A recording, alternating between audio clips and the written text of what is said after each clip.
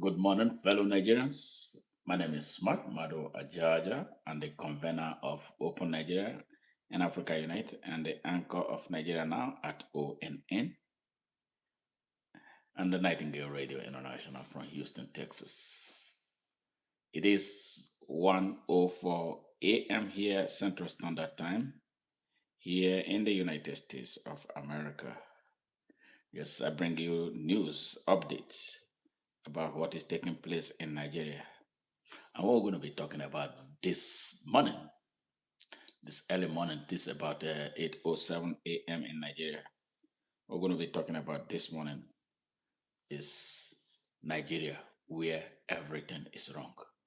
Yes, Nigeria, where everything is wrong, even the smallest thing is wrong. So we are going to be examining Nigeria. Why is everything wrong in Nigeria? All right. Whoop, whoop, whoop, whoop, TY 5778. Welcome. How are you? Peak XVMPFR NG2SX. How are you? Welcome to the show. And if you are joining us for the very first time, please hit the subscription button and also the notification button so that whenever we come to give great news about Nigeria, Africa, and the world. You'll be one of the very first to do that. Yes, I'm great. I'm doing great. I'm doing very good. How are you?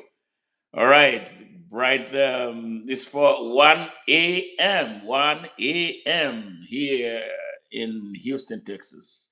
That is 8:08 a.m. in Nigeria and West Africa. And whatever it is, wherever you are, good morning and welcome to ONN, the Global Revolution for Peace Through Justice. Yes, and that is what we represent. So if you're joining us for the first time, welcome. We love you and we appreciate your time, the time you're going to spend with us here. And we hope that it's going to be positive for you. You will live with a positive vibration. Yes, because the man speaking to you is a Rasta man, and the Rasta man vibration is always positive. All right. Yes, we are in search of solution for global problems, starting from Nigeria. Nigeria is a very strategic country in Africa with a population of over 250 million people. Yes, a beautiful diversity, a product of British colonialism and imperialism. Yes, and the first documentation of what became Nigeria happened in 1914, what they call the Amalgamation Treaty. Amalgamation Treaty was a fallout of some years after the Berlin Conference in 1885 and 1884 and 1885, when the Europeans dispersed themselves, headed straight to Africa to balkanize the continent, created spheres of influence. So Nigeria, Ghana, Sierra Leone, Liberia, and all those other countries, fell within the what they call the sphere of influence of Imperial Britain. No good Imperial Britain. They created confusion. Yes, there. Well, in 1914, they said they had it was a business. Nigeria was a business. That is what it was. It was like a plantation with people inside, black people inside the plantation. So, business was good for them. And then they decided they had one plantation in the north of the country and then another plantation in the south of the country. So they decided that for administrative convenience that they needed to bring these plantations together. Yes, with the human beings. And then there was a financial transaction, involved. So they sold the people inside and whatever was inside. And then that was the beginning of the Royal Niger Company. Then they changed the name later to Nigeria, and then they brought the north and the south of their protectorate. That's what they called it, Southern and Northern Protectorate. and they brought them together to sign an amalgamation treaty in 1914. And those involved were two Fulanis. One became the Sultan of Fulani Sultan in Sokoto, and the other one became the Emir of Kano. All right, and those were conquered territories by the Arab-speaking, Arab-looking Fulanis. Yes, in 1804. Okay, so that was that. The amalgamation was to last for 100 years, and effectively in 2014, the amalgamation elapsed, and there was no renewal. And then you know what that made Nigeria be? Nigeria, as it stands right now, since 2014, is an illegal entity. Illegal because the people of the country did not come together to chart a new course for a new country, to chart a new direction. But from the amalgamation treaty, there were some people who had this erroneous impression that they owned Nigeria because their ancestors were part of the signatories. And those are the Fulanis in Nigeria. When you corner them, they will tell you that they are the owners of Nigeria. And then and they are the one of the smallest minority groups in Nigeria with less than 10 million people. And in the amalgamation treaty, major groups like the Igbo race was not represented, the Hausa was not represented, the Baron was not represented, Robos were not represented, the Benis were not represented, the Thieves were not represented, the Jukuns were not in it, the Eka people where I come from were not signatories to it. So it's how fake Nigeria is, but we are in it. And as problem solvers, we have to solve the problem. And that is the reason why we have been calling, to see where all of us can sit down together to write a new blueprint and build a new foundation for a new country where no man shall be oppressed. That is the thing. But before we go into the issue of today, I'm going to, go through some of our words on the marble on Facebook that I'm going to read to you, and before I go and deliver the sermon of Nigeria, where everything is wrong, everything is wrong, everything is wrong. Everything is wrong in Nigeria. But I'm going to start with, giving you a rendition of what we had posted. I write a lot, I write a lot on Facebook. So I'm going to share some of our writings and on Facebook and things that happened, from other people, things that we commented on Facebook. All right, and that is one of the thing. And there was this protest here in the United States by some Hausa citizens of Nigeria against the Sokoto Caliphate in Nigeria. They call it a terrorist caliphate. Terrorist caliphate. All right, permission to go on. Tiger Oscar, how are you? Yes. What do you go ahead? If you want to say something, go ahead, man. Yes, the free word. So this is the reaction. What is taking place? What took place a few days ago in the United States, and you're going to listen to some Hausa people and an American speaking and describing the Sokoto Caliphate for exactly what it is—a terrorist caliphate. All right, listen. The highest level, with the consideration of declaring the Sokoto Caliphate an international terror organization. And treated as such. Predator drones and Tomahawk missiles go a lot further at stopping this stuff than sanctions ever will. And that's what's warranted here. It is a genocidal regime. It is a terrorist organization. Amen. And finally, focus international efforts, focus attention on restoring the internally displaced. Justice and restoration. Again, this will prevent as many as 5-6 million from being radicalized in the next 5 years. It's existential. We must focus on the internally displaced, not just as human beings, not just as Christians, but it's in our vital national interest to do so. And the restoration of IDPs to their rightful fatherlands, that will require the purging of the jihadis. But we don't do it to kill the jihadis. We do it to restore justice. We do it to restore the IDPs. That's necessary. Congressional delegation charges of genocide against the Tinubu regime, declaring the caliphate a terrorist organization, and restoring the internally displaced. That's how you uproot this. That's how you fix it. Everything else is just window dressing. All right, that was from a protest right here from the United States, and Hausa delegation came here, and I am understanding too that there was something similar to that in Germany, and it's happening everywhere on earth. And I'm so happy and pleased with the Hausa people for finally waking up after 221 years of being subjugated by the Fulani oligarchy.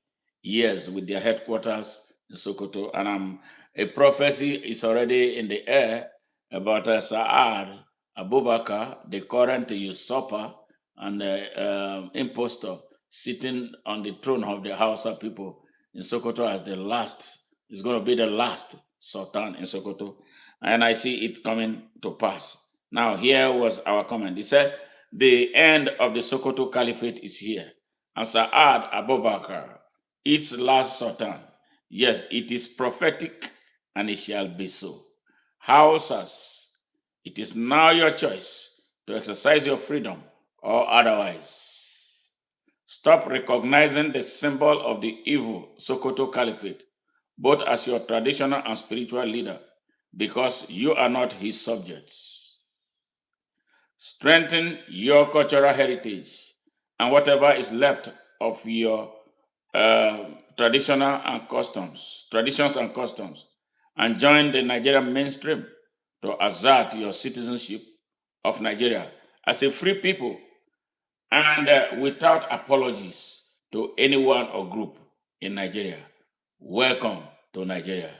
The Hausa people, you are welcome to Nigeria. And you heard what that man, that American, that white man has said, said in this short video clip. Yes, millions of Nigerians are in internally displaced people's camp, that is IDP camps, in their country. So one way to restore, bring about justice, is to prepare grounds for those people to return to their ancestral homelands, their homesteads. Because what these people do, when they displace them, they drive them away from their ancestral lands, they occupy it, and they occupy it, nobody does anything. So part of the strategic agenda, from what I'm seeing, the pressure being mounted on the United States through its Congress is to ensure that those who are in the IDP camps return to their ancestral lands. That is justice right there. And that is what I believe. And that is what I want to see. Thank you very much, the Hausa people. And I thank you for the Americans who hosted this Hausa delegation. Now, the next thing on our menu here, before we go into the main discussion here, is a statement from the Minister of Defense or Minister of State Defense, Dr. Bello Matawale. Dr. Bello Matawale was the immediate past governor of Zamfara State. He was a governor of Zamfara State for 8 years. And during his 8-year reign, he harbored the bandits. In fact, he's a leader of banditry. He gave them a place in the state house. Yes, give them an executive mansion, their leadership. And he purchased operational vehicles for them, for their evil against the people of Nigeria. And then Bola Ahmed Tinubu came through the back doors. The Fulani elite smuggled him, compromised everything about Nigeria, compromised our security forces, compromised our judicial system, compromised the constitution of Nigeria, especially with reference to the status of Abuja, to bring this evil man on Nigeria as his president. Now, here, and then he appointed Bello Matawale as the Minister of Defense. But Bello Matawale, a terrorist, Yes, mastermind of terrorism.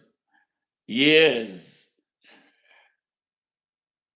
employed or appointed to become Nigeria's Minister of Defense. Now, the people of the world who are watching me, where does that happen? What what is responsible for that decision to put the security, national security of a country into the hands of a criminal, into the hands of a terrorist, into the hand of a bandit? What sense does it make? Yes, so something is not right. There are some people inside this country, yes, from the Fulani race, the Fulani elites. They don't want anything good for Nigeria. They are driven by their selfish interests. The best they can do was to bring a criminal, and all criminals, that's everything that they bring forward for Nigeria, criminals. They never bring the best, they never bring anything good. Bello Matawale is one of such. And we're going to be naming some of them, some more. None, all of them bad, evil. And then the drivers of the obnoxious and violent, savage, yes, Fulani agenda in Nigeria. Here, Bello Matawale here speaking. All right, watch again. It's the same, and it's not all of them are criminal. Not all of them are criminal because if you know, or maybe if you investigate what is happening or what makes them to take those laws into their hand, some of them sometimes were cheated by so-called NSAKI, and I have to ban completely the NSAKI masted. The NSAKI, those called vigilante group, who normally went to their settlement, destroy their property and take their animals. And they doesn't have anyone to speak with. So sometimes they are going for revenge. Like if Antisake attack them, so they will go for the process. So that is what exactly happening. And so Did you hear him? That's the Minister of Defense. And for those who are listening, I don't know if you understood anything he said, but because I'm Nigerian, I'm able to understand what he said. This man has a PhD who cannot make a correct sentence, a PhD who cannot express himself. He's the Minister of Defense of Nigeria. Now, my question is, where did he get his PhD? Which university awarded him PhD? I would love to see his thesis. What was his exit thesis? How did he defend his thesis to become PhD? That is one big question mark in Nigeria. Yes, one big question mark in Nigeria. How people graduate from universities. Some of them, a lot of them, they don't do the work. A lot of them are not qualified. They are put in there based on quota system, that somebody has to be there from one part of the country, regardless of his level of intelligence quotient or IQ. This man definitely has a low IQ. And this is the man they entrusted the national security of Nigeria into his hand. And that is to say, shame on Bola Ahmed Tinubu. Shame on him. Shame on him. And this is a disgrace to Nigeria. And when Donald Trump called Nigeria disgraceful, Nigerians were crying. And is this not disgraceful? PhD.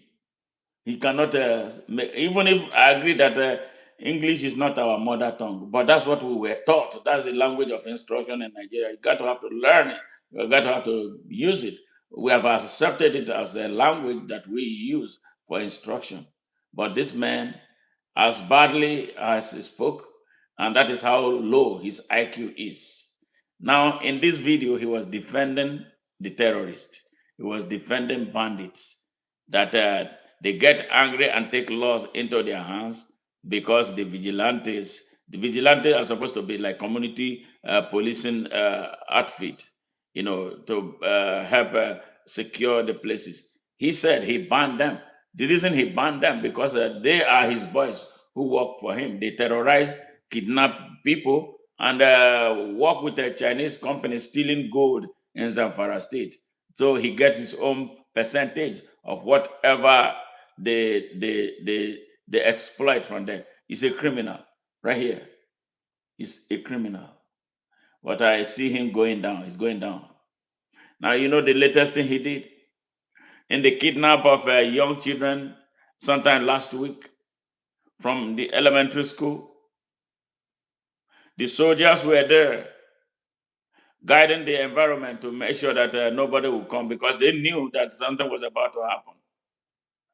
This man called for the withdrawal of the soldiers to allow the kidnappers have access to the children, and they kidnapped 30-something or 50-something children from the schools. Well, from the school. Yes. Now the question has been, he went to for the first time, the Nigerian Senate. Thank you to Donald Trump. Everybody is sitting up in Nigeria now. Yes, Nigerian Senate was asking, they want to know who ordered the withdrawal of the military from the school to allow the kidnappers, the bandits, yes, that work for this criminal, to have access to the children, and then took all of them in a bus and carted them away and demanding for ransom. I know Nigerian government pays ransom, yes, and they will come and take credit for the release that they did not. They paid, and their security they withdraw them. This is another shameful thing, and why Nigeria is disgraceful. Yes, that's my country. It's disgraceful right now. Yes, this all this that is happening in Nigeria should not be happening. It should be happening in a zoo where there are animals. Yes, that's how they have turned Nigeria into. So now our comment on this. How did this man get his PhD? Which university awarded him PhD? Dr. Bello Matawolo is a disgrace. Now, the next one on the agenda is a statement credited to this terrorist spokesperson, Ahmad Gumi. All of a sudden now, since Donald Trump threatened intervention in Nigeria, they are turning good boys. But he has fled to Turkey. Yes, he's in hiding in Turkey now. Let him return. We need him to come back to Nigeria. All right, Islamic cleric Sheikh Ahmad Gumi has expressed hope that terror sponsors and sympathizers in Nigeria would be exposed. Would. He's not even talking about his own self. All right, in a prayer shared on Facebook on Thursday, the rogue cleric that I will call him, urged Allah to pour his anger on those who profit from terror, support terrorists, or are excited by their actions. This man is evil. Yes, and there are several videos of him and strong statements of him supporting terrorists and terrorism. He's a hypocrite. This man, I don't know who goes there to listen to him. He was expelled from Saudi Arabia. That was where he was living. They expelled him and drove him out of Saudi Arabia. He came to Nigeria and became a nuisance. But these are the people who the Muslims, some young non-Muslims in Nigeria listen to. He radicalizes them, years into terrorism. Now, point of something to remember. If you remember Abdul Muttalab Farouk, the Christmas bomber. Yes, remember 2009, the Nigerian Christmas bomber. Yes, from Nigeria. This is his mentor. This was the man who mentored him. A young boy, this man destroyed him, and they gave him a bomb, put a bomb under his underwear with the intention of blowing up an American airliner. Yes, but before he didn't know that he was being watched, they arrested him. Today, young Abdul Muttalab Farouk Umar is serving a life in jail in Guantanamo Bay, Cuba. Yes, where America keeps hard terrorists. That is where it's going. And I believe this one is going there too. And I believe Saad Abubakar will be joining Abdul Muttalib. All right? So let them continue. All right. Now, here is our response. I said, this idiot is suffering from manic depressive psychosis or bipolar disorder. Or is it the fear of America that is making him now pray for those behind terrorism, excluding himself, to be punished by Allah? I don't know about that. Anyway, that's that for him. He's a terrible man. Terrible. Gumi Ahmad is a terrible man.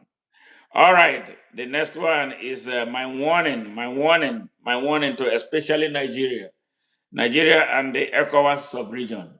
Now, if you are a Ghanaian, you are an Ivorian, you are a Burkinabe, you are from Niger, you are from Mali, you are from wherever you are, Senegal, and all those ECOWAS countries. Listen, Republic of Benin, Togo, listen very carefully. What is taking place in Nigeria may seem like it is Nigeria now. It's not just Nigeria. It is going to be for the whole of West Africa first, and then Africa as a. These people have a long Nigeria as a strategic territorial space that they can use and its resources to destroy and overtake and overrun the entire West African sub-region. So if you think it's not your problem, you better think again. So this is why all of us must come in concert to fight this evil. Yes, this evil is evil. They concocted it a long time ago, and it's a generational thing for them. But we have the capacities to stop them. We have the numerical strength to stop them. We have to muster the political courage to do what we have to do. There has to be a regional integration to fight this menace, but not with them in power, because that's what they have always been. So listen very carefully and listen very attentively. If you are from Nigeria, you are from Ghana, you are from Cameroon, you are from Niger, you are from Mali, you are from Senegal, you are from Ivory Coast, you are from Burkina Faso, you are from Togo, you are from Benin, you are from everywhere up to Liberia, Sierra Leone. Listen very carefully, because what I'm going to read involves you. What I'm going to read extends to your territory. So don't make this look like it's a Nigerian thing. It's not. It's an ECOWAS problem that will become an African problem if it is not nipped in the bud. Now I'm going to read my last warning to especially Nigeria and the ECOWAS sub-region. Mark this down. If you are watching me, you are a Nigerian, wherever you are, write today's date down. If we do not act, well, I hope that I'll be here, to remind you that I told you this, and that is why it is important for us to put today's date down. This is a legacy broadcast. Don't play with it. Now, if you are joining us for the very first time, please, subscribe to our channel. And if you are here listening to me, please help us expand our horizon, help us expand our scope, help us expand our reach. What you can do is to share our message. Share this message, like, comment. Please, we want you to put your hands on the like button. It doesn't take but a few seconds. That inspires us to do greater things. That inspires us to work harder. Yeah, this is a tough job that we do. We bring the truth to the people, the raw truth. We are few doing this, for Nigeria. We are few doing this for Africa. The rest are about money. The rest are about politics. We do not take side with anybody. We take side with the Almighty God. We take side with the people. We take side with the future of Nigeria. We take side with the history of our people. We take side with the children who will suffer if we don't act. We take side with the children, with mothers who are suffering every day, who lose their husbands to terrorism. We speak to the young people who are daily roasted, those who are going to be recruited to fight terrorism. That is why we are here. Please help us. And one way of helping us, sharing our message, Another way is liking. Your liking of our message helps us, it inspires us to higher heights. So do so. And subscribe like never before. All right, to help us reach the YouTube algorithm so that they will continuously recommend our channel and our messages to people. Thank you very much. So now the story. And Fulani elites in Nigeria have demonstrated, yes, Fulani elites in Nigeria have demonstrated that they are a collective existential security threat to Nigeria that the people of Nigeria have ignored for a very long time, as they have progressively sabotaged the country's national security with every opportunity they have had to lead at all levels, in all sectors, and at all times, because they have an alternative agenda to building and making Nigeria work for the good of all beyond themselves, using the force and obnoxious northern nationalist instinct as a vehicle. Their ultimate mission is to capture Nigeria as a strategic territorial power, an economic weapon to capture the West African subregion and the African continent as a whole. Hear that? This is it. They are doing it instrumentally. When they get Nigeria, now they will push for West Africa. Once they get West Africa, half of Africa will go down. And with the momentum building, they will take over, they will take down the whole of Africa. This is a movement. This is not a joke. This is a movement. This is not a joke. Put religion aside. Put your tribes aside. Put in front Nigeria. Put in front West Africa. Put in front the whole of Africa. Yes, as your tool to fight for. As your tool to fight with.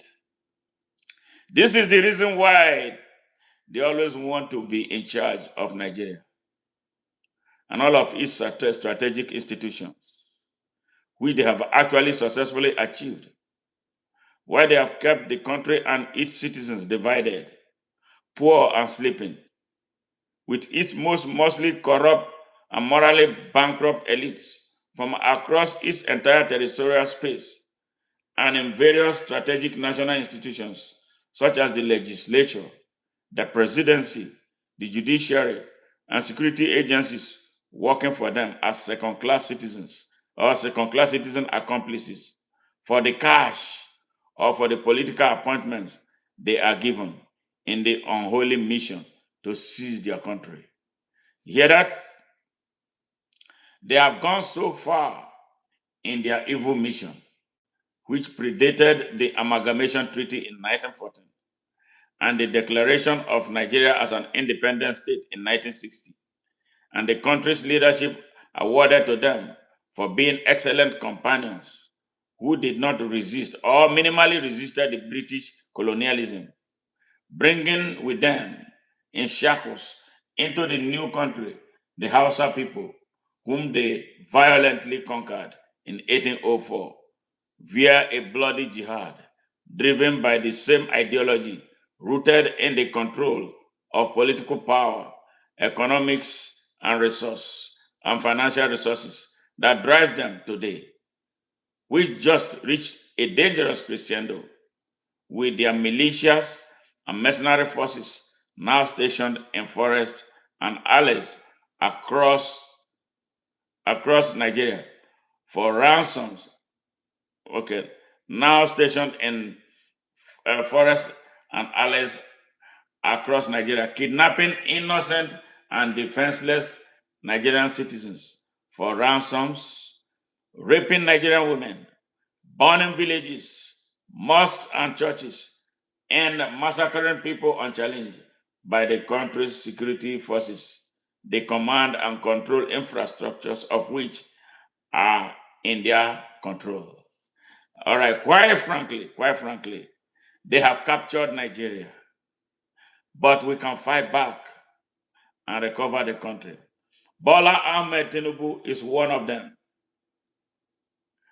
And that was why they helped muzzle the people of Nigeria for him to become their president.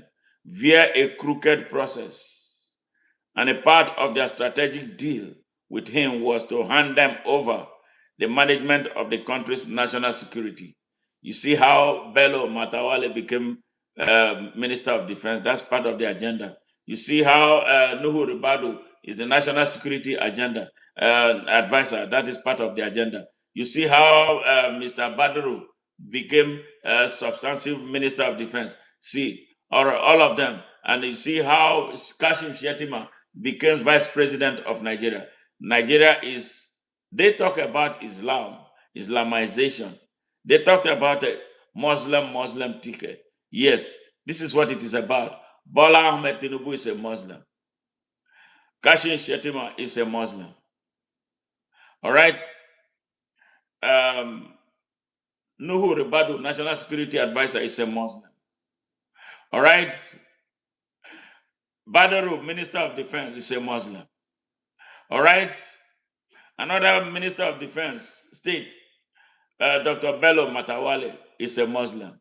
The list goes on and on and on. Not because I care, but because that is what is Nigeria, what is in the psyche of the Nigerian people.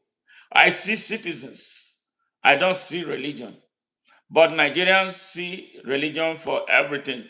They see their tribe for everything. But this combination now has, proved the suspicion that the people had. They have failed the country. They have proved the people right that these people are out to Islamize the country called Nigeria. 5 of them, and they destroyed the country's national security. Kidnapping, yes. I remember during the presidential campaign session when Kashim Shettima, the rogue vice president with ties to Boko Haram, in the campaign trail, told the audience that he was going to take charge of security. Yes, right where his presidential candidate was. I don't know if it was their arrangement for him to make that kind of pronouncement, but he said it, and that Bola Ahmed Tinubu will take care of the economy because he was good at the economy.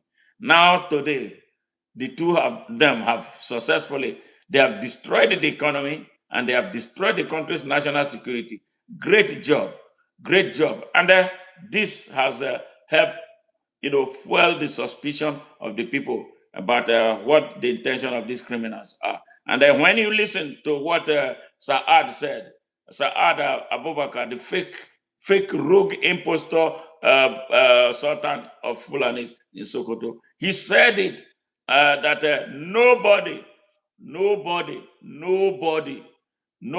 could stop the inauguration of Bola Ahmed Tinubu. He boasted, and it came to pass. Yes, in an election that he lost so woefully. The people of Nigeria were scared of coming out. They had the army roll out their tanks against the innocent and defenseless young Nigerians. So everybody was beaten back, and they had their way. And look at what our country has been turned into within a space of less than 3 years. This is where we are with Nigeria right now. Insecurity, poverty, hunger, crashed economy, failed infrastructure, educational system crumbled, healthcare delivery system crumbled. Everything is in disarray in Nigeria. People are afraid of raising their fingers. Activists have gone underground or are collecting money to say yes for what they do not mean in order for them to survive. This is how terrible that Nigeria is. Everything is wrong. But we are coming to the main message. Why everything is wrong with Nigeria? Everything is wrong. Everything is wrong. That is why Nigeria has Nuhu Ribadu as National Security Advisor, Mr. Badaru and Dr. Bello Matawale, all Fulanis with sympathy for terrorism and banditry, as Ministers of Defense and Minister of Defense State, respectively, beside Kashim Shettima, a known Boko Haram principal, in whose house the mastermind of the United Nations building bombing in Abuja in 2011 were arrested, as the country's vice president. This is how sad the situation in Nigeria. Nigeria is effectively in the hands of terrorists. Yes, that is what is.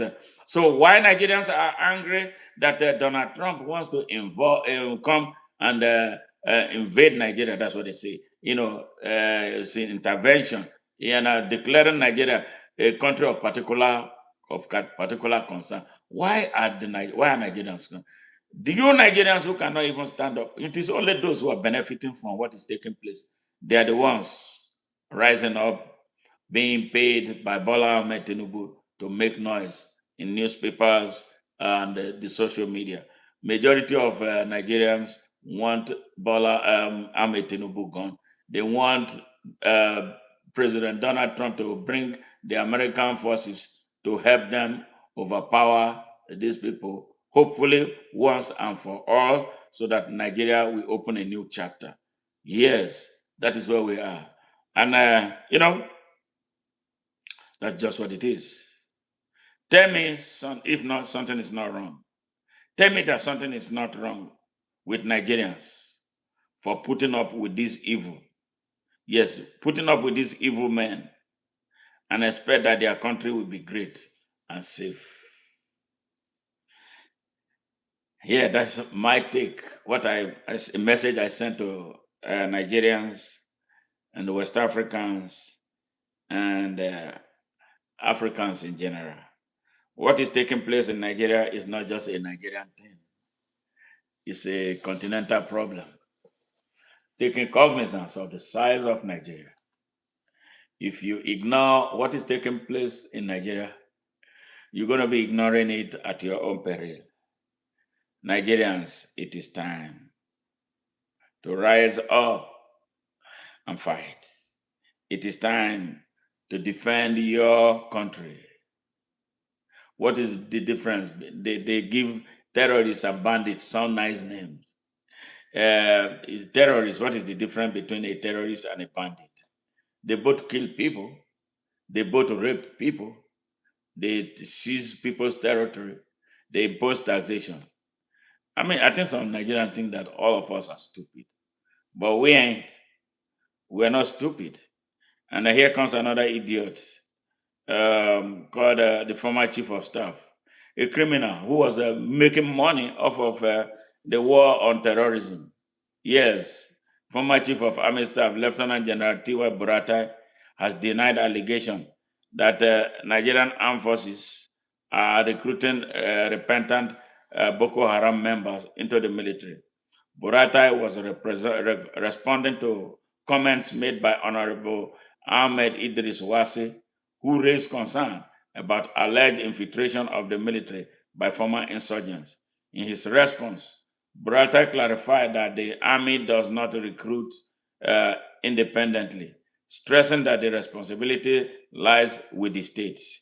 It is not the army that is responsible for recruiting people into the Nigerian military. We only select them from the list provided by the state. Crap. Yes, crap. BS. This man is he was a horrible chief of army staff. Very horrible. Very, very horrible. He made so much money. He should actually be arrested as he stands now. I hope the investigation goes as deep, but I know the United States has an intelligence report on him. When they want to pick all the people, Burata should be definitely one of those to be picked up. Now, my response to him, he doesn't understand that some of us went through that process. In 1982, when I went through a recruitment process into the Nigerian army, the state government was never involved. It was a purely military affair. When did that change? What I know is that the Fulani elites have consistently recruited their unqualified wards into the armed forces behind their forced northern nationalism and quota system. And that is why you see soldiers who cannot read or write, including officers, recruited through the back doors with letters from their corrupt, nepotistic, and quality allergic Fulani emirs, politicians, and religious leaders in service and are holding high command positions. Yes, that was how the dullard called Muhammadu Buhari was recruited and rose to the rank of a major general in the Nigerian army, to the extent of becoming a head of state and later a two-term president of Nigeria, during which he ruined the entire country. Yes, that is how sad. Emmanuel Ibe, yes, Nigeria is going down day by day. Trump should come help Nigeria.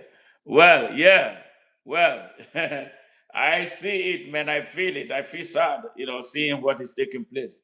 Yes, I hope Trump makes through his work, but I know that the presence of America is already in the air doing reconnaissance mission, studying and taking data. It takes time for a military buildup of that magnitude to take place. So, well, everybody should hang in there.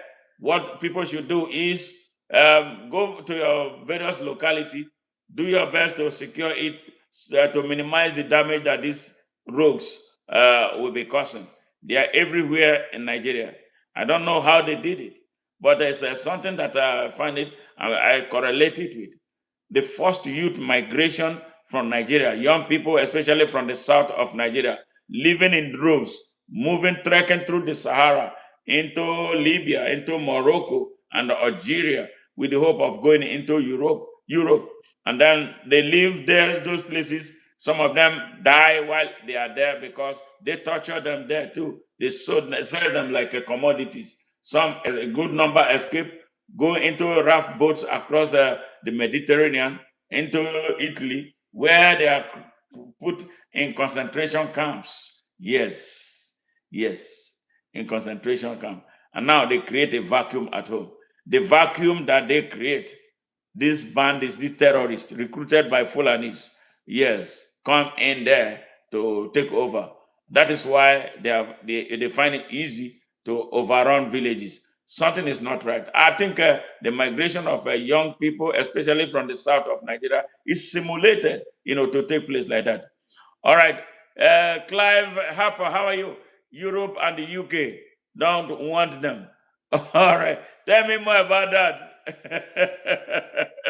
All right, Nigerian, please, Nigerian, call on President Trump.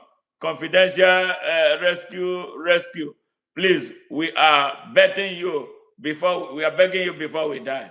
Hopefully, you're not going to die. Badman Peter, I see what you are talking about. We are doing our best. Nigerians here are working. You see what time it is right now? It is 1:54 a.m. that I am up here.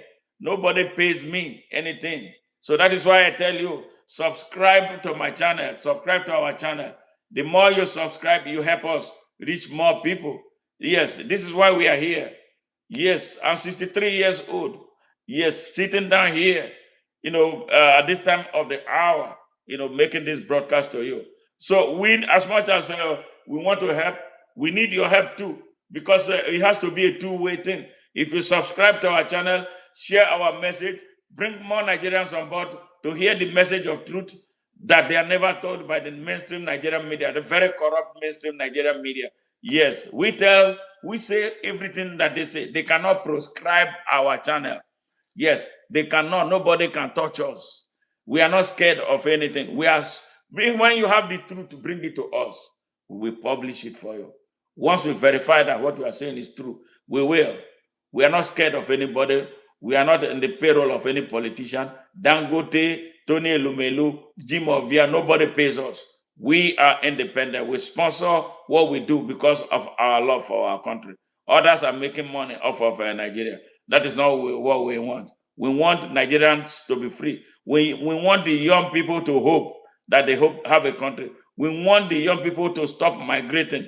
We want Nigeria has a huge potential. There's no reason any Nigerian should actually be out with the amount of potential Nigeria has. But we have been told Nigeria is potentially great. Now, when are we going to achieve this potential? We cannot achieve it with millions of our young people outside the country. We cannot achieve it with some of our best intellectuals outside the country. Yes, because intellectuals, You cannot keep them in one space. They move. They look for places where their work is appreciated. That is why you see most of us here in the United States. Our way of giving back is what we are doing. Yes. So the people in Nigeria, you got to wake up. Wherever you are, you got to wake up. Make ONN a household name. Share our message because we speak for you, we represent you. We are not looking for political appointment. I'm a Rasta man. Rastas don't take political appointment unless I run for a mandate so that I will be able to carry out what I say and nobody is telling me what to do. Yes, so let us do it. Share our message. If you are just joining us right now, we welcome you. Please like, put your hands on that like button. We want to see as many likes as possible. We want to take all the likes that we can, and we want to see you subscribe to our channel.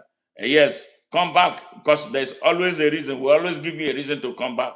We speak the truth, the whole truth, and nothing but the truth. Sometimes the truth offends some people, but the truth is truth. Someone has to speak it. That is exactly where we are right now. Okay, so we're moving. Now, there's another thing, another general who retired said, and this is most pathetic. How horrible things are in Nigeria. He said, this is from someone, a retired general, Mr. General Olawumi. He was in intelligence. He said, when we are interrogating terrorists, a general would say, we should free them. I have evidence. That's an ex-general saying this. November 2nd, 2025, in Punch. In an interview with the Punch, the former Deputy Director of Defense Administration at the Defense Headquarters, Commodore Kunle Olawumi, retired, spoke on the recent reported coup plot, the growing insecurity in the country, and the arraignment of Nnamdi Kanu, among other issues. When asked whether he still had the belief that some individuals intended to Islamize Nigeria, Commodore Kunle Olawumi, retired, said, and he affirmed that his position has not changed. He said, yes, I have known this because I worked a lot with the Fulanis. I work with all these Abacha and Abdul Salam groups, even though it is Kanuri. And I know that is what they want. We arrested people when I was in combat intelligence. We interviewed them and they told us. There are instances when we were into combat, fight, arrest people, bring them into detention and interrogate them. A general would come and say they should release them. And I have evidence, name, time, and place. When asked if he believed the situation persisted, Commodore Kunle Olawumi alleged that some senior military officers who shared the same religious background and the ideological leanings as Boko Haram insurgents were responsible for the release of captured terrorists. That is Nigeria. How can that country be safe? Yes, he claimed that these officers often ordered their release despite being caught in combat, suggesting that their actions were influenced by a shared agenda. All right. Olawumi remarked that his statements on the matter had been met with criticism over the years, noting that when he made similar revelations 3 years ago or 3 years earlier, many people questioned his motives and accused him of speaking out of tune. He insisted, however, that his assertions were grounded in professional experience and intelligence knowledge, not on speculation. He explained that as a trained intelligence officer, he understood the rules governing classification information, including what could be disclosed and when.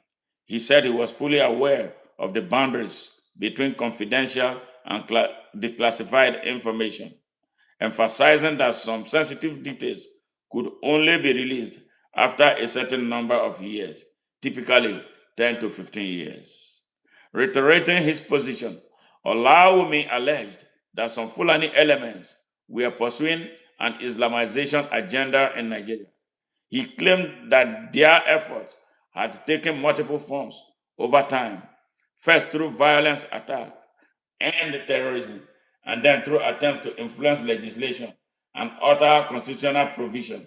According to him, when these efforts failed to yield results, they reverted to armed violence, targeting communities across the country. Nigeria is in trouble. Nigeria is in trouble. Are you a Nigerian watching me? You are in trouble. All of us are in trouble. We must fight. We must fight like we have never fought before. We must now fight. He further suggested that beyond religion, there was also an economic motive behind these actions, as the perpetrators sought unfettered access to Nigeria's natural resources, which they allegedly exploited and exported abroad for personal gain. He argued that for such individuals, the boundaries between faith, politics, and commerce were blurred. All right. Olawumi concluded by expressing concern over what is described as the passivity of the Nigerian civil society, urging citizens and advocacy groups to awaken and confront the threats, undermining national unity and security before it became too late. We are getting there.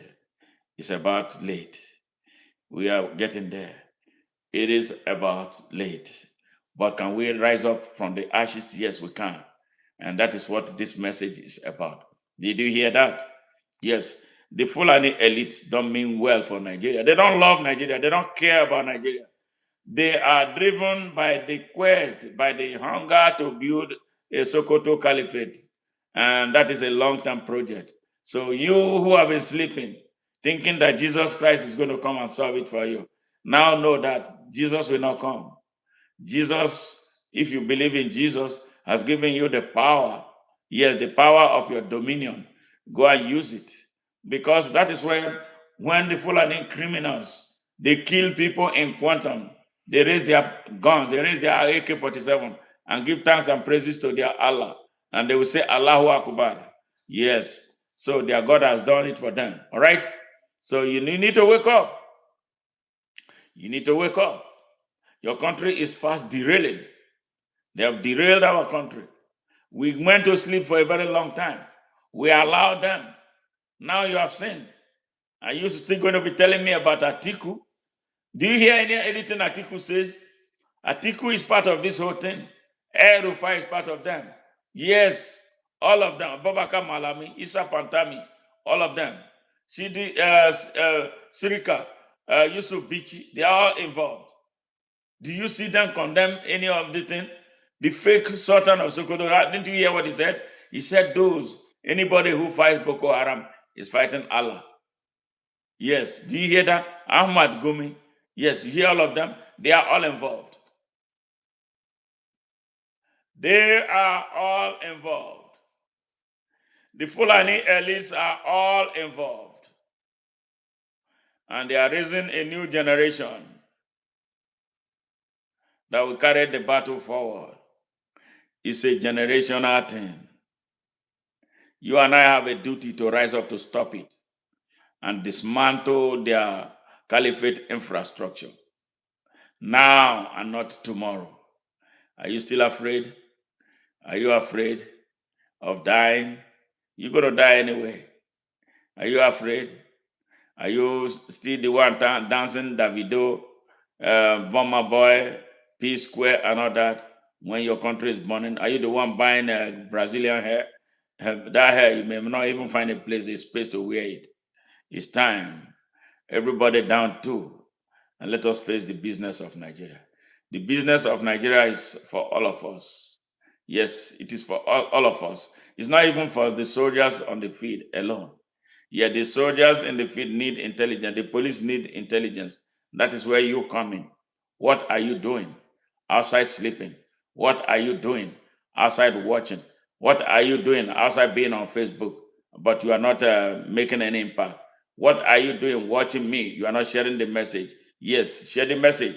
Yeah. Every time you share the message, it creates an impact. You give another someone an opportunity to hear what is taking place in Nigeria, and the world will go around. So what are you waiting? Yes, it was somebody's turn yesterday. It was those children's turn in Zamfara the other day. They carted 33 of them away. It could be your turn. It could be your brother's turn. It could be your children's turn. Yes, why can't we rise up and work together to stop it before it gets to us? That is what we are talking about. That's what our message is about. Oh my God. Another one from Bello Matawale. Yes.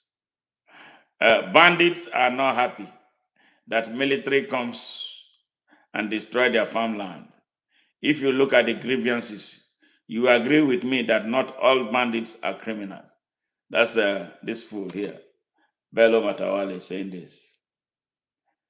Yes, his Minister of Defense is supporting the bandits.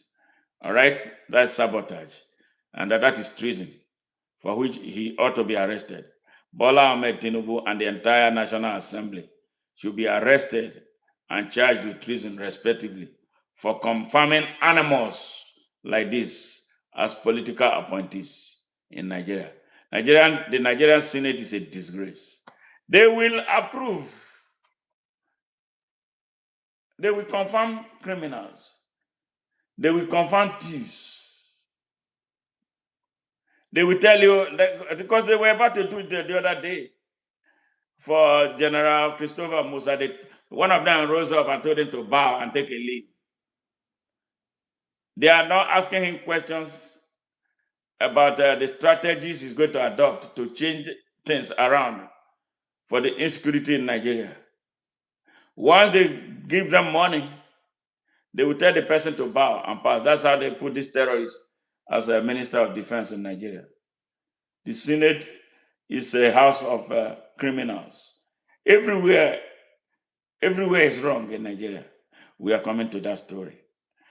Somehow we are already delivering the message. Yes, this is how terrible it is. This is how terrible it is. Yeah, I'm going to end this one with this particular one, and so we can move forward. All right. Let me see here. Okay, I'm going to take two. Okay. Message to America. Message to Nigerians. Message to President Donald Trump. Don't trust Bola Ahmed Tinubu or count on him to deliver justice in Nigeria, because that ain't going to happen.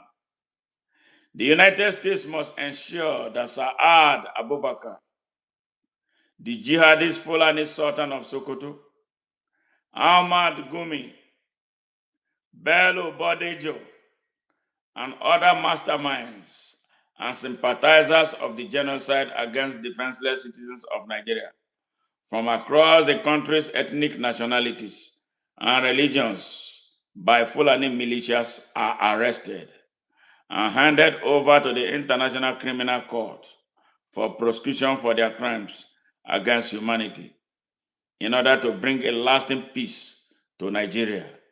This is very important. Very, very important. If President Donald Trump, we want to count on you as a sincere person in this mission that you're about to undertake for Nigeria or in Nigeria. Do it honestly. The questions that the concerns Nigerians have been expressing is the concern and questions about sovereignty and territorial integrity.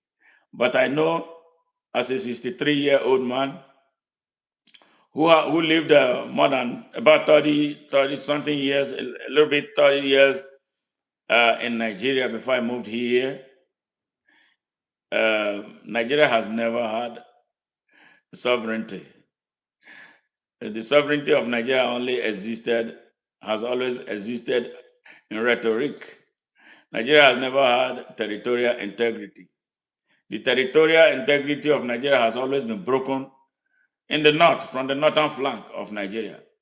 The border there is so porous, and the criminals, come there. Cross-border criminals come through there. Smuggling activities, smuggling of dangerous weapons into Nigeria has been going on for a very long time. And it's been going on with the Fulanis least in charge of Nigeria. And it might interest you to know that since independence, since 1960, Nigeria has had 13 heads of state. Out of the 13 heads of state, 10 of them have been Fulanis or people with ties with the Fulanis, either tribal ties or religious ties. Yes. And they took turn to destroy the country.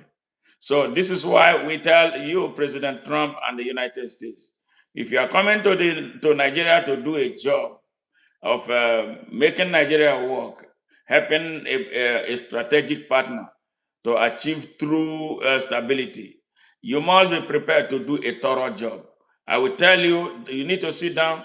You can call some of us. We tell you what Nigeria is about, so you have a clear understanding of what you're about to get into, in order not to leave Nigeria worse off than it was before now, and which is what they have been referring to. They refer to Iraq, they refer to Libya, they refer to somewhere else, that the United States, Afghanistan, that the United States went and that the situation there did not improve. Yes, so it is very, very important that you do not make the mistakes of your predecessors. Obama was worse. Obama, the child of an African, destroyed Libya, because of the manipulation by Nicolas Sarkozy, the French president at the time.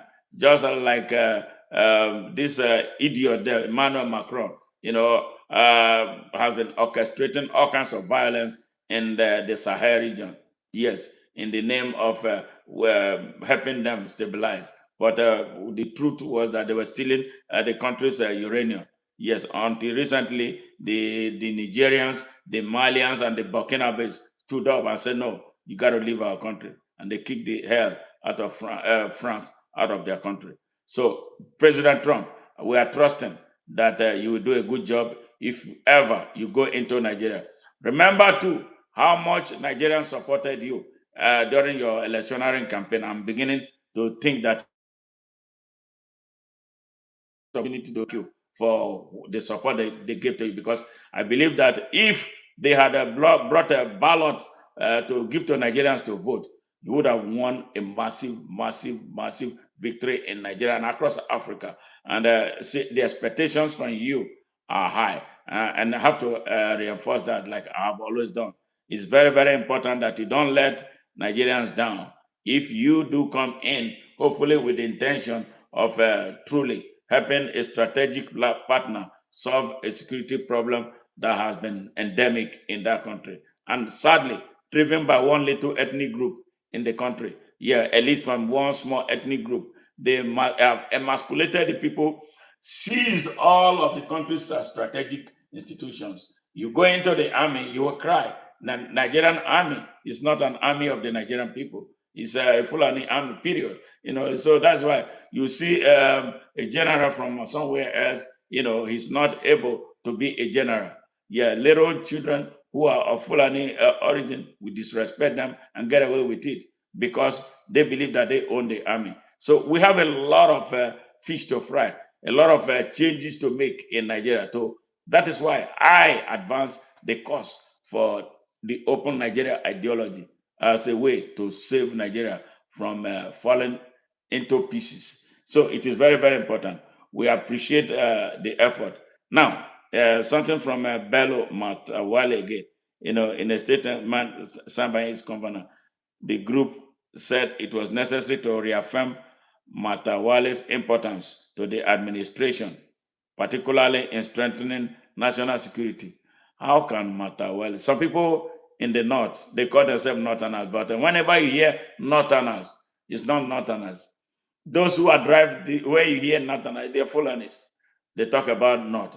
They are afraid of talking about the evil fellow Fulanis are committing in Nigeria. So they use that vague word, Northerners. So That criminalizes the entire north of Nigeria. The thieves are not criminals. The Barons are not criminals. The Domas are not criminals. The Angas are not criminals. The Jukos are not criminals. So when you say not, no, I don't like that. That's why I tell you, if you are someone who has always believed in the North, stop. The North is a chain. The North is a shackle. The North is slavery. Remove yourself from it. You are not a Northerner. Say, I am a Nigerian. If you are from Jigawa, say, I'm from Jigawa State. If you are from Taraba, say you are from Taraba State. If you are from Benue, say you are from Benue. If you are from Plateau, say you are. Don't ever accept that Northerner thing. That North is a dangerous vehicle that the Fulanis use to drive Nigeria to death. Fulani elites, very corrupt, very insensitive, very inhumane, very savage. Somebody needs to call them. Yes, yes. Conotry, I don't have problem with Fulani. You know what I hear? Fulani elites. You know what? Always listen to me when I say it. Fulani elites. They mislead their own people. They are the ones who send their people to the bush, arm them instead of sending them to school. Yes. So we call them out. So I'm not going to say, because they hide behind the northern nationalism. No, there's nothing like that. So we call them out. It's Fulani elites. They are responsible for the degradation of Nigeria. And no apologies for saying it. No apologies at all for saying it. Because they are the trouble of Nigeria. They don't want to build Nigeria. They don't want to be part of Nigeria. But they won't allow the resources of Nigeria to rest. They steal our resources. They abuse our people. They are the ones creating confusion for the country. No ethnic group in Nigeria is creating any trouble, but the Fulani elites set a stage for the destruction of Nigeria. I know perhaps you are a Fulani from another country, but the Fulanis in Sierra Leone, where you come from, I am not sure they are making trouble. The Fulanis from Senegal, they are not making trouble. Yes, the Fulanis from Burkina Faso, I don't think, maybe, yeah, they are wrong. Something is not right. They are the ones causing trouble in Burkina Faso. So how come only in Nigeria, for the most part of it, they are a huge problem? Yes. So somebody needs to talk to them. Yeah, that is what I'm saying. They got to either decide to be Nigerian or not. If they don't want to be Nigerian, they can live somewhere, they can go somewhere and build their country. But they cannot come into Nigeria and want to disorder the country. And we have allowed them disorder it. You want to be in Nigeria to be able to understand. And there's one thing that I find about them. They don't hold their people accountable when they are doing wrong to the country. It's unfair. That is a country. That is a diversity of people. Yes. All right. All right. All right. So that's that. Okay. So now I am going to talk about why Nigeria is wrong. All right. Nigeria is wrong on all fronts. Everything about Nigeria is wrong. The public schools collapsed. I am a product of a public school. Majority of the people who have led Nigeria are products of public schools. Go to Nigerian elementary school today that are public. Nothing is taking place there. Teaching and learning is not taking place. The teachers don't have the tools to teach. Children learn in an environment that is not even good for raising animals.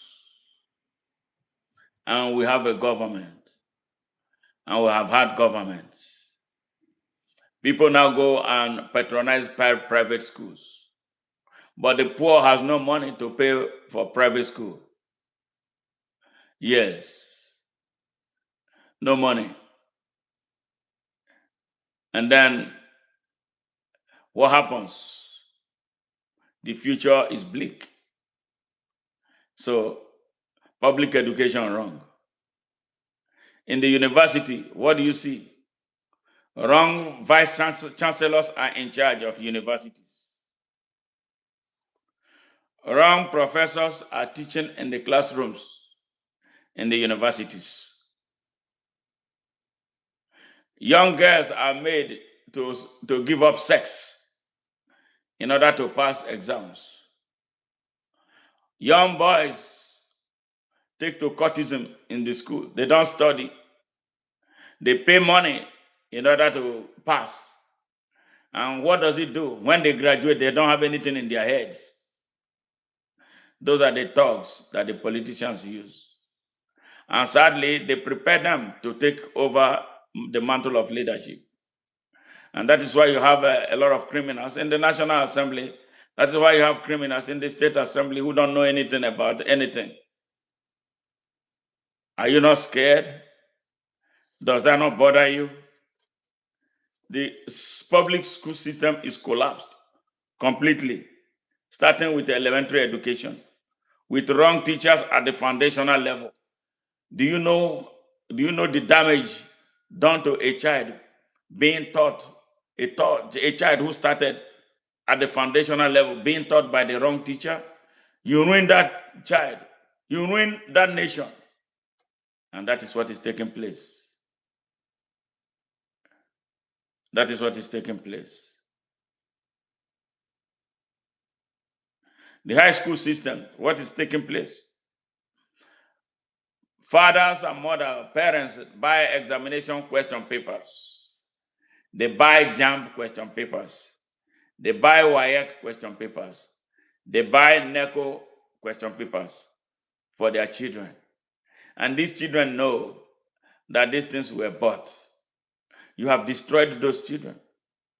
You have taught them corruption. And they will carry the tradition of corruption far into their generation. We don't know the damage that we are doing to ourselves. Everything in Nigeria is wrong.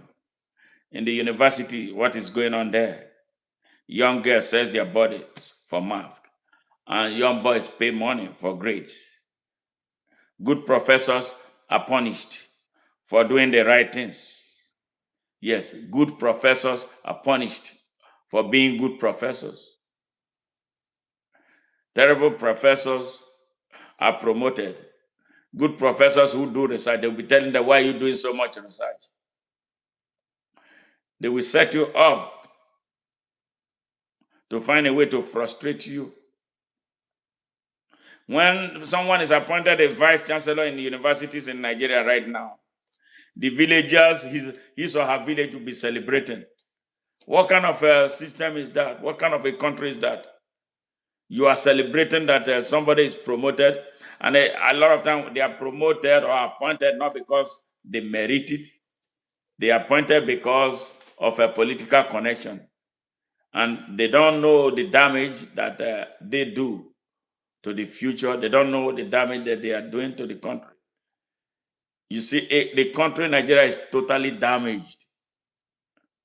And it's a reflection of this type of things that we are talking about here. When a wrong university administrator is in charge, the university never gets anywhere, because there are a lot of things that should be done because of lack of knowledge and incompetence and ineptitude. Those things are not done, and the institutions suffer, the students suffer, and the country suffer from the bad product that they produce. It's time. Why is everything bad in Nigeria? And we are all looking. Are you talking about the medical care in Nigeria? Have you been to a typical Nigerian hospital? You meet incompetent doctors and nurses. Hospitals worked by corruption, where patients are made or are forced to pay money to doctors before they do their surgeries in government hospitals. Our doctors divert patients from government hospitals to their own private clinics and steal government equipment and materials to run their own private clinics And it's okay. And it's okay. Who suffers? The people suffer. What about power generation and power distribution in Nigeria?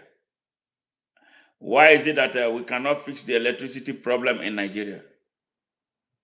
A country as big as Nigeria, with the type of population it has, do you know the impact of having a 24-hour electricity system in Nigeria? How it will impact the economy and create jobs? We are not thinking.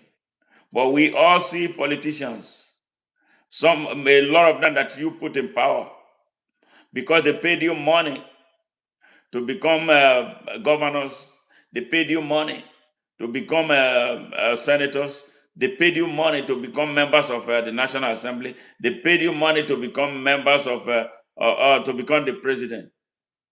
And once they pay you money, you can't hold them accountable. They run your country down and you suffer. Yes. There are world contracts, road contracts, like terrible roads in Nigeria. I'm not sure anybody celebrates that. But I know Nigerians will celebrate everything. They will tell you, yo, it's even better now, not best. They see what is taking place. You visit the internet every day. You see American roads in pictures, in videos. You see German roads. You see British roads. You see roads in France. And look at what your roads look like. And that does not inspire you to ask questions. That does not inspire your generation to rise up to say, look, we have had enough of this. That does not inspire you to say, no, we are not going to be voting for the wrong people. There are people with abilities, competency, knowledge, courage to do good things.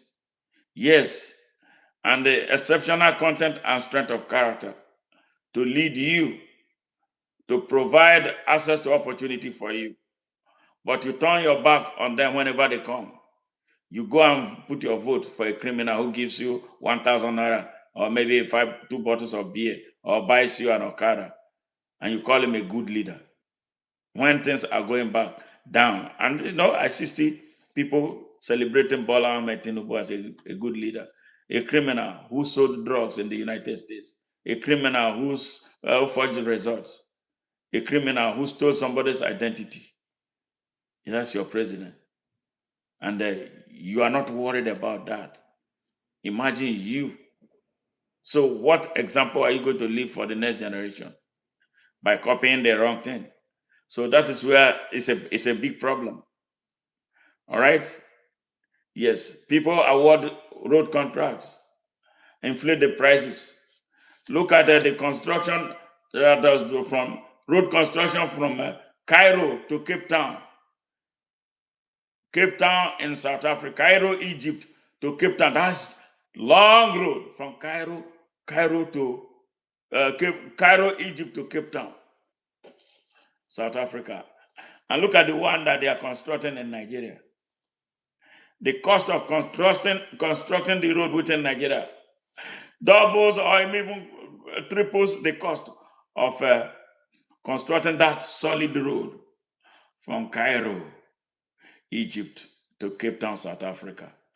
And you tell me something is not wrong with you, something is not wrong with Nigeria, and something is not wrong with you who keep quiet when you ought to be standing up and speaking. We got a problem. We got a problem. Security is worse. With the process of recruiting officers and men into the armed forces.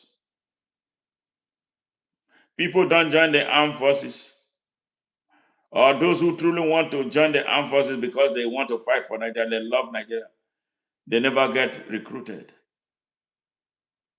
You have to have a letter from an emir, from somewhere, before you are recruited into the armed forces. And those that they recruit are people who are not willing, who are not ready. They just want a job and to get by. And the true soldiers are put on the sideline. Something to consider. Yes, the police so corrupt, the army corrupt, All right, even the civil defense now, they say their corruption is next to nothing. Yes. And the private sector of the country is in the wrong hands. Yes, in the hands of criminals. The bank owners who charge you, whose bank charges you or banks charge you for every transaction you make, including when you don't make transactions, they charge you. And nobody regulates them. You are sleeping, they are making money every second. Yes, that is wrong. That is very wrong. But it's happening in Nigeria because Nigeria is a place where anybody can do anything and get away with it. The civil service is a hub of corruption. In the civil service, if you go there to have anything to do, they will tell you that your file has to move. What moves your file? You have to pay money for them to take your file to the next. By the time you file or you are looking for something, by the time you get it, you would have spent a lot of money. But here in the United States, whatever is your right is your right. The people there will be more than happy to serve you. And whenever they finish serving you, they will tell you there's a survey. Would you mind, going through this survey? If they ask you, how did I serve you? Let them know. No, Nigeria is not the other way. You have to pay that. But these ones, they will tell you. That's improved customer service. They are cautious. They are courteous. They are respectful. They don't look at you and hide your file like it is done in Nigeria, so that you come and they say, we are looking for the file. And somebody has to be given money to look for that file. And Nigeria is not disgraceful. Nigeria is very disgraceful. Disgraceful under the criminals holding the country hostage. What about the justice system? Justice system is wrong. Where judges sell judgments to the highest bidder, no matter how good your case is, if the other person has the right money to give to the judge, he gets justice against you who ought to get it. All right, you saw what they did in the election. During the election, well, from this Court of Appeal to the Supreme Court, how they collected money and awarded Bola Ahmed Tinubu an election he did not win. And the winner was left like a chicken beaten by rain. And all of you, everybody went to sleep. That is not good. A country that has no social welfare policy, a country that has, you know what social welfare policy is for a Nigerian? Nigeria does not have social welfare policy. Social welfare policy is designed to be a buffer for the citizens who immediately do not have jobs or cannot work for one reason or the other. And that social welfare policy translates into social security. And when they have that, people are able to earn a little money while they are looking for a job, if they are they went out of job, or if they are disabled. And it helps the system keep criminality down. Nigeria does not have it.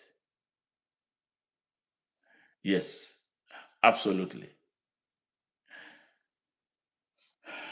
And that country is not disgraceful. 65 years after, is disgraceful. And sadly,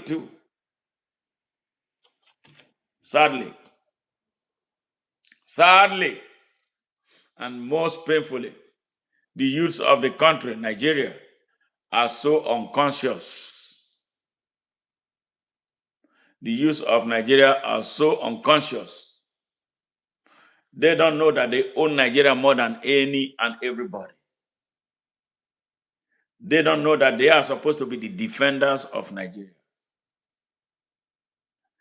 They don't know that they are supposed to be protectors of Nigeria. They don't know that they should be the ones rising up to challenge those who are destroying their country. Politicians cut money away. But your fathers and mothers who have served the country cannot earn their pensions. You went to a university, you graduated, engineering, medicine, and all that. You cannot have jobs. Don't you know that somebody is responsible for you not having a job? You see a thug because he's a politician. He's driving the best of vehicles. You are better than him. You are more mentally equipped than him. You are more intellectually sound than him. But you go worship him. You are a youth. Instead of asking him questions. Politics is not a place to go and make money. Politics is a place to go serve the people. You build policies that will uplift the people. But they go there. Politics is the highest paying industry in Nigeria. Yes. You go there. You, the youths, you aid and abet them. You, the youths, are the one who sing their praises. You who is supposed to be challenging them. What are you doing with my future? What are you doing with our country? What are you doing with our budget? What are you doing with your resources?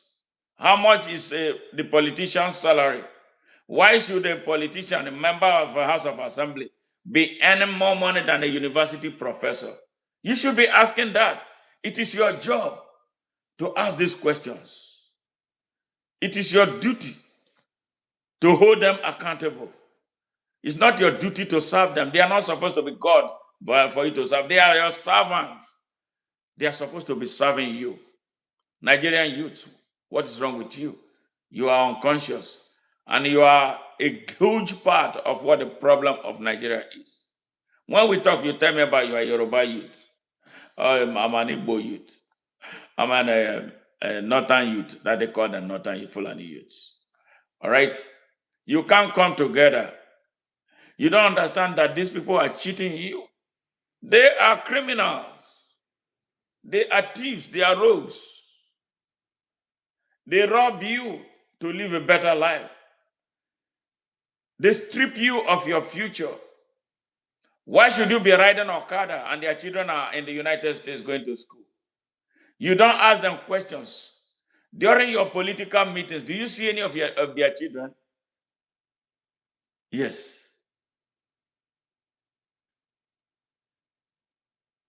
Yes. Do you see? They borrow and borrow and borrow and borrow on top of you. And they use all the money that they are supposed to use to solve your problem to pay debt. Okay, like I said, here is a thought. Spent a lot of money servicing debt. Hence, Nigerian can provide electricity. Yes, water, roads, etc. How about a diaspora bond? You, the diaspora, 10 naira a month for 5 years. That sounds like a good idea. I think we do much more than that, but not in an organized setting. Nigerians here outside in the United States, every year send more than 20 billion US dollars back to Nigeria to support family members. But it's not put in an organized fashion. This sounds like a good idea. But the problem is to get them together to do anything like this is a big problem. Yeah, the problem of unity, the problem of coming together. Yes, somebody's going to tell you one reason why it's one Muslim, it's a Christian here, is this, is that, and find an excuse. Yes, this is a very good thought that you raised. But I can tell you that on individual basis, when they put everything that we put together, it's more than 30 billion actually that we send home every year, supporting family members and friends in need. Yes. Elizabeth Lemchi. Okay. My brother, we are in a big mess. We are all involved in the mess. Yes, I agree with you. And that is why we have to stand up. Really, we have to stand up. It's a mess, big time, big time. This is not a joke. It started small. When it was building up, we did not know that it was going to go this way. It's like giving a child a cookie. He keeps eating the cookie, and then he expects the cookie not to end. And now the cookie ended. Now we are all exposed to this danger. This thing did not start today. It started small, and it is our fault. The people we choose as leaders, we know that they are not good. We choose them. When good people come around, we ignore them, we laugh at them, we tell them they have no money. Yes, and they will go away. The ones who stole money and share a little bit with the people are given power. And when they are given power, they go and steal some more and steal everything. The good man will just say, okay, I will not come again. That is why you see, they say politics is a dirty job for dirty people. It's not supposed to be so. Politics is supposed to be a holy job for good people because blood is involved. Human beings are involved. The future is involved. Children are involved. Women are involved.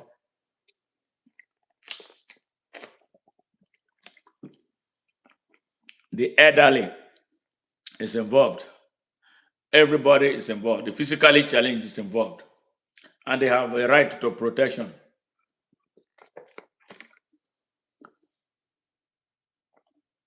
They have a right to live good lives. But it's our fault. And we're all sleeping. When the Fulani elites were organizing not for the good of Nigeria. They organized to destroy Nigeria. They destroy Nigeria from the political angle. Yes, because that's where when they have the power, they create policies that support their evil. They seize the private sector. All right? They seize the private sector. They seize the military. All strategic institutions is in their hands. So that is why Nigerians, like, they are in a box. We have to fight ourselves away outside that box. Yes. Yes. And that is the problem. Yes. Santandrano, okay, polarize Christian against the world. All right. So this is the thing. I am not about any religion, but I will speak the truth about as it affects. If religion impacts a people and in a negative way, we gotta have to talk about it. Why can't everyone? This one is asking something crazy. All right, I am from America, and our president is doing what he can to help your country. Thank you, Candyman. Yeah, we hope he does that, and he does that honestly. Yes, yes, yes. All right, Brother Corotry, I've already answered that question. Okay, Badman, he said we don't have a soldier for this fight. They feed us. So please be awake to find the correctional leads once I'm in for all. Let's see how things goes. Let's see things go. We cannot continue this country like this. We cannot continue the country like the way it is right now. We can't. Now, Bedman asked the question, please, youth president, you're president of Nigeria. What if you come out and address Nigeria on what to do if the military cannot sleep? I don't understand that. Then we were ready to take it on and on ourselves so we can fight for freedom. Well, the fight for freedom is for every citizen. And that is why we are calling on Nigerians to unite. Unite and fight the common enemies. The government should move aside so we can fight for a freedom. Please, please. We know that we don't have government in Nigeria. Absolutely. There's no government in Nigeria. That's no government. Government of a criminal. Yes. Yes, yes, yes, yes. Hey, thank you very much all who joined us here, and I hope we made some sense. And do come back to come see us. It's at 2:46 a.m. Central Standard Time here. We started here about 1:08. So it's about the nature score. I really appreciate everybody who came to be part of this. And we do hope that you will share this message, share it as much as you can. And then for those who have not subscribed to our channel, please take the moment to do so. And we can keep going. But for Nigerians, I tell you, Africans, we got to stand up and get up and stand up for our right. Nobody's going to do it as much as well as we're going to do it. All right, but ourselves. We thank you again and again, and look forward to seeing you in our next stream. Bye for now, and I love you guys.